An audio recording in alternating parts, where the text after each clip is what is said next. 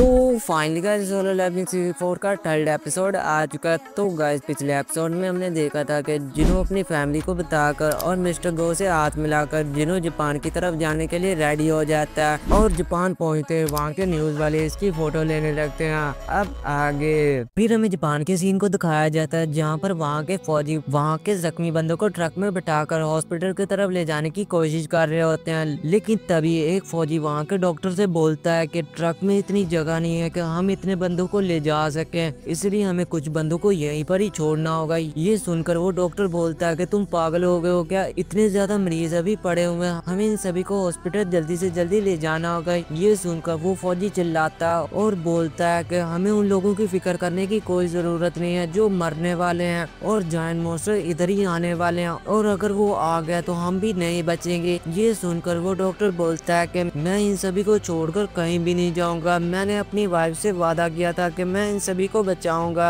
ये सुनकर वो फौजी भी इसकी बात मान जाता है। फिर वो इससे बोलता है कि मैं पीछे से तुम लोगों की मदद करूंगा। वो फौजी ये सब कुछ कह ही रहा होता है कि तभी वहाँ पर काफी ज्यादा जायंट मॉन्स्टर्स आ जाते हैं और इन जायंट मॉन्स्टर को देखकर वहाँ पर सभी फौजी इन पर अटैक कर देते हैं। लेकिन इनके अटैक का उन जायंट मॉन्स्टर पर कुछ भी असर नहीं होता। फिर एक जायंट मॉन्स्टर उस डॉक्टर को पकड़ने की कोशिश करता है, लेकिन इसके पकड़ने से पहले वो फौजी इसके सामने आ जाता है। फिर एक शैडो स्क्वाड इस जायंट मॉन्स्टर की तरफ आती है और वो स्क्वाड जब लगती है तो वो मॉन्स्टर वहीं पर ही खत्म हो जाता है। और ये स्क्वाड किसी और की नहीं बल्कि जिमा की होती है और जिमा को देखकर वो फौजी काफी ज्यादा डर जाता है। फिर तभी वहाँ पर जिनू आ जाता है और जिनू उस फौजी से बोलता है कि तुम्हें फिक्र करने की बिल्कुल भी जरूरत नहीं है, बस तुम इस जख्मी बंदों को यहाँ से ले जाओ। ये सुनकर वो फौजी वहाँ से चला जाता है। फिर हमें उसी डॉक्टर को दिखाया जाता है जिसके ऊपर वहाँ की टूटी हुई बिल्डिंग से पत्थर गिरने लगते हैं, लेकिन उसको ये पत्थर लगने से पहले वहाँ पर यूनो आ जाता है और वो अपनी शील्ड की मदद से इन्हें बचा लेता है। फिर वो जिनू से बोलता है कि मैं इन लोगों को बचाता हूँ, तुम बस उन जायंट मॉन्स्टर को संभालो। ये सुनकर जिनू ओके बोलता है। फिर हमें जिमा को दिखाया जाता है जो वहाँ पर सभी जायंट मॉन्स्टर को मार रहा होता है और फिर जिनू इसके ऊपर चढ़ता और वो अपनी स्क्वाड की मदद से एक जायंट मॉन्स्टर को बीच से काट देता है। फिर हमें अमेरिका का सीन दिखाया जाता है जहाँ पर एक बिल्डिंग में कुछ हंटर्स बैठे हुए होते हैं और वो जिनू की बातें कर रहे होते हैं कि वो कभी भी उस एसरंग गेट को नहीं कंप्लीट कर पाएगा, और वो इस पर बैट भी लगाते हैं कि मैं अपना घर गिरवी रखता हूँ अगर जिनू हार गया। और वहाँ पर एक बंदा तो बैट में अपनी गाड़ी भी लगा देता है। वो सभी वहाँ पर बैट लगा ही रहे होते हैं कि तभी पीछे से थॉमस आंद्रे बोलता है कि मैं बैट पे अपनी बिल्डिंग लगाता हूँ, अगर जिनू जीत गया मुझे लगता है कि जिनू आसानी से उस रेड को कंप्लीट कर लेगा।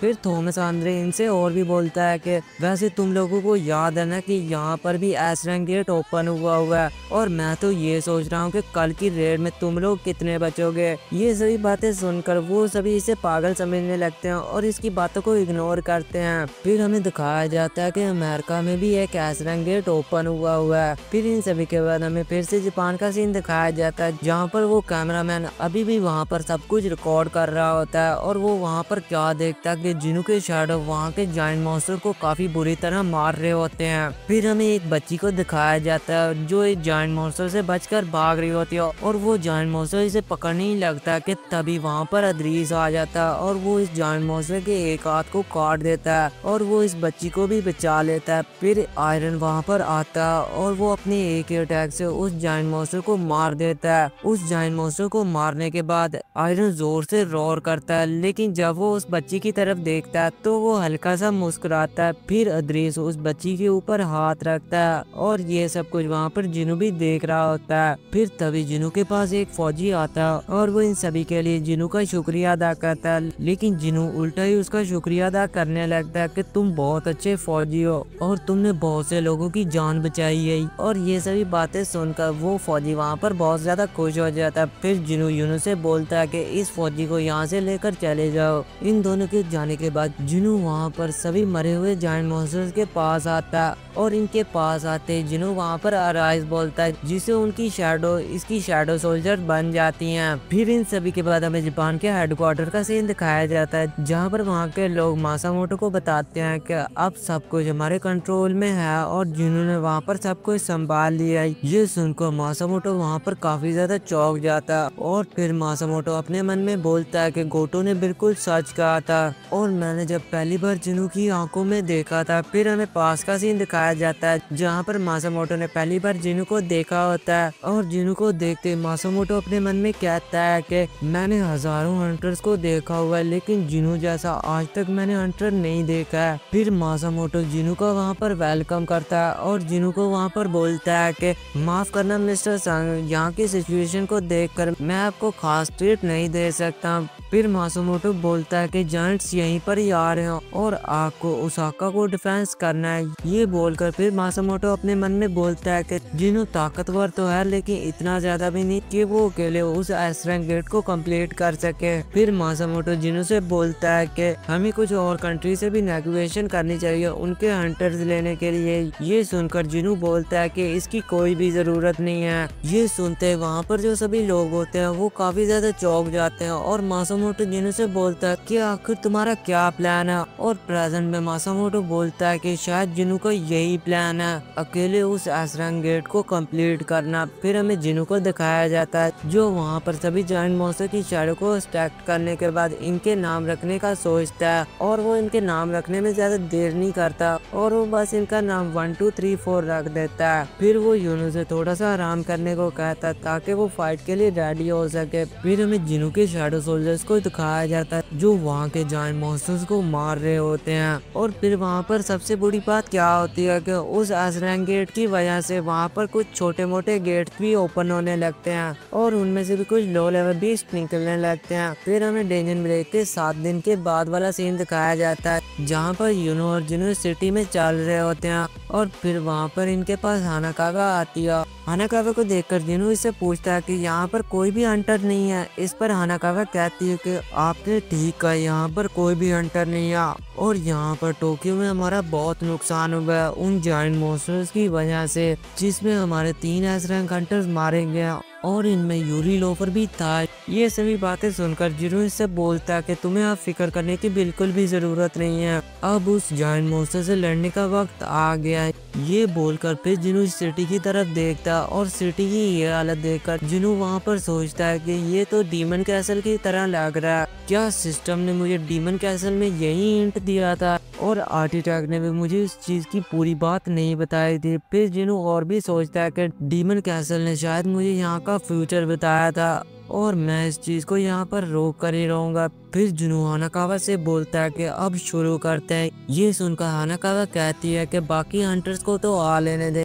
लेकिन इस पर जिनु बोलता है कि उनकी कोई भी जरूरत नहीं है। फिर हमें जापान के हंटर्स को दिखाया जाता है जिन्हें वहाँ पर एक जायंट मॉन्स्टर को मारने में इनकी काफी ज्यादा हालत खराब हो जाती है। फिर जिनु वहाँ पर अपनी सभी शैडो सोल्जर्स को बुला लेता है और जिनु को बुलाते वहाँ पर बीरू भी अपनी काफी खतरनाक एंट्री मारता और वो जिनु को अपनी रिस्पेक्ट भी दिखाता है। फिर जिनु यूनो से बोलता है कि तुम यहाँ से हानाकावा को लेकर चले जाओ। ये सुनकर यूनो वहाँ पर हानाकावा को लेकर वहाँ से चला जाता है। फिर जिनु वहाँ पर जो जायंट मॉन्स्टर्स मरे हुए होते हैं उन्हें देखकर अराइज बोलता है। फिर जिनु अपने सभी सोल्जर्स को उस जायंट मॉन्स्टर पर अटैक करने को कहता है। बोलते जिनु के जो शैडो सोल्जर्स होते हैं वो इस लीडर पर अटैक करने के लिए जाते हैं, लेकिन वो लीडर अपने एक ही अटैक से जिनु के वहाँ पर काफी ज्यादा शैडो सोल्जर्स को मार देता है और फिर वो लीडर काफी तेजी से जिनु की तरफ बढ़ता है। ये देखकर जिनु अपने मन में बोलता है कि ये मॉन्स्टर तो काफी ज्यादा ताकतवर है और इसने एक ही अटैक में मेरे काफी ज्यादा शैडो सोल्जर्स को मार डाला है। फिर जिनु वहाँ पर बताता है कि प्रॉब्लम्स को खत्म करने के 2 तरीके होते हैं,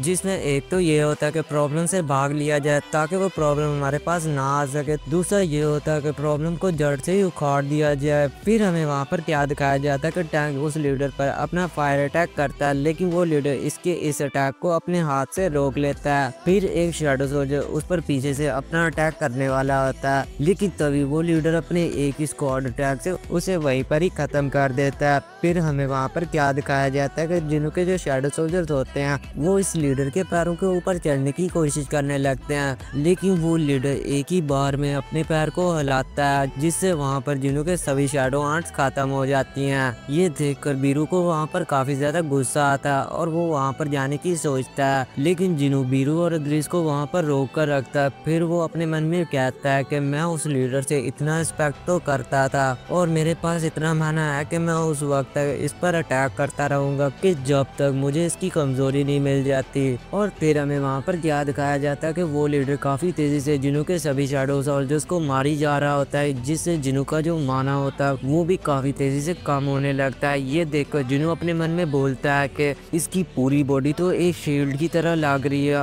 और इसी वजह से वो डिफेंस भी नहीं कर रहा और पूरे कॉन्फिडेंस के साथ मेरे सभी शैडो सोल्जर्स को मारी जा रहा है। फिर जिनू वहाँ पर सोचता है कि जब टैंक ने उस पर अपना फायर अटैक किया था तब उसने अपनी आंखों को बंद कर लिया था और मुझे लगता है कि उसका वीक पॉइंट यही है। ये सोचकर जिनू वहाँ पर काइजर को समन कर लेता है और फिर वो अदरीस को इसके ऊपर बैठा लेता है। फिर बीरू काफी तेजी से उड़कर उस लीडर की आंख पर अटैक करने के लिए जाता है, लेकिन वो मोस्टर इसकी इस अटैक को डॉज कर लेता है। फिर अदरीस भी काइजर के ऊपर उस लीडर पर अपना स्लैश अटैक करता है, लेकिन वो लीडर इसके इस अटैक को भी डॉज कर लेता है। फिर वो लीडर अपनी स्क्वाड से अदरीस पर अटैक करता है, जिससे वहाँ पर अदरीस तो बच जाता है, लेकिन काइजल वहाँ पर मारा जाता है और उस लीडर को वहाँ पर लगता है कि अदरीस भी काइजल के साथ मारा गया है। लेकिन तभी वो अपने कंधे पर अदरीस को देखता है और अदरीस उसकी आंखों पर अपना स्लैश अटैक करता है, लेकिन वो लीडर इसके इस अटैक को अपने हाथ से रोक देता है। तभी हमें वहाँ पर क्या दिखाया जाता है कि अदरीस ने जो स्लैश अटैक किया था उसके अंदर से जिनू बाहर निकलता है और जिनू अपने डैगर की मदद से उस लीडर की एक आंख को फोड़ देता है, जिससे वो लीडर दर्द से चिल्लाने लगता है। ये देखकर जिनू अपने मन में बोलता है कि मुझे पता था कि तुम्हारा वीक पॉइंट यही है। फिर बीरू वहाँ पर आता है और वो इस लीडर के फेस पर एक कट लगा देता है। फिर हमें जिनू को दिखाया जाता है, जो आप देख ही सकते हैं कितना बैडस लग रहा है, और फिर वो अपनी कमांडर स्किल का यूज करता है, जिससे वो उस लीडर के फेस पर अपना काफी खतरनाक अटैक करता है, जिससे वो लीडर वहाँ पर दर्द से चिल्लाने लगता है। ये देखकर हानाका वहाँ पर बोलती है कि ये बैटल तो मुझे एक हंटर और एक बीस्ट के बीच लग ही नहीं रही है,